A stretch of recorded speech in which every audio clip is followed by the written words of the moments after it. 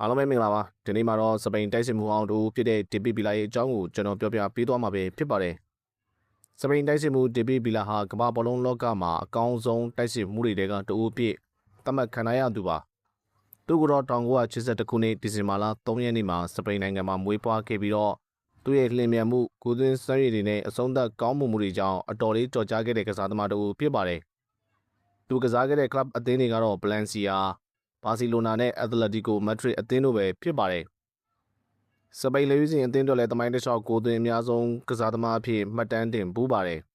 ။စပိန်တိုက်စစ်မှုဒီပီဘီလာရရှိခဲ့တဲ့အဓိကစူပလာတွေကတော့ FIFA World Cup, Euro 2008 Champion, UEFA Euro 2012 Champion, La Liga Champion, UEFA Champions League Champion, FIFA Club World Cup Champion နဲ့ UEFA Super Cup Champion တို့ပဲဖြစ်ပါတယ်။ဒီပီဘီလာဟာအရန်မောင်မမြင့်မားပေမဲ့လည်းကိုသွင်းရမှာအလွန်ထက်မြက်ပြီးတော့အရေးကြီးတဲ့ပွဲစဉ်တွေဆိုရင်အနိုင်ရရှိအောင်စွမ်းဆောင်ပေးနိုင်ခဲ့တဲ့သူတူဖြစ်ပါတယ်။ဒါကြောင့်လည်းဘောလုံးကိုချစ်တဲ့ပြည်သက်တွေအနေနဲ့ဒီပီဘီလာရဲ့ခြေစွမ်းတွေကိုပြန်လည်ခန်းစားလို့ရအောင်ကျွန်တော်ဗီဒီယိုလေးနဲ့တကွာထပ်မံတင်ဆက်ပေးလိုက်ရခြင်းဖြစ်ပါတယ်။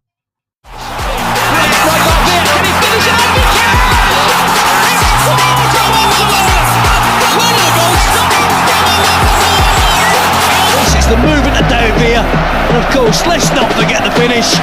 Outside of the right foot, underneath the advancing Casillas. This team are really, really special. Belarus in the Champions League, take on Mbappe, Bolasov. Beautiful pass from Xavi, and it's Villa! No mistake. What a cool finish, and a brilliant pass from the captain. Barcelona 1, Atletico Madrid 0. This is great composure from a top-class finisher.